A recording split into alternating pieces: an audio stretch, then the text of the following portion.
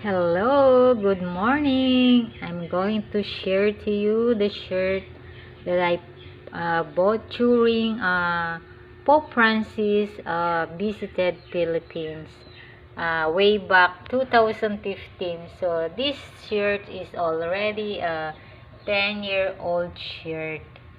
He was here January 15 to 19.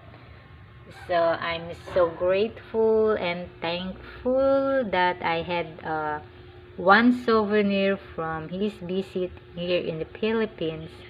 It was a great blessing for me already, since Pope Francis is a great messenger to our God. So this shirt is so meaningful already for me. I kept it for 10 years now, and it's still beautiful and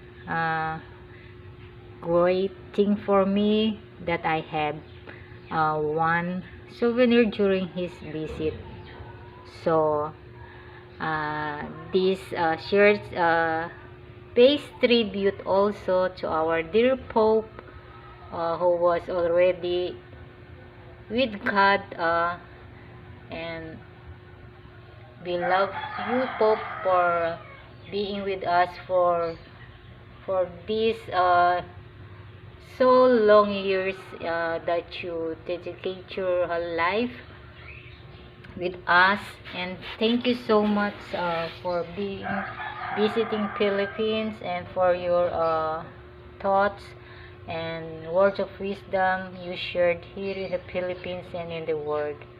Thank you so much, Pope. God bless you, and may you rest in peace.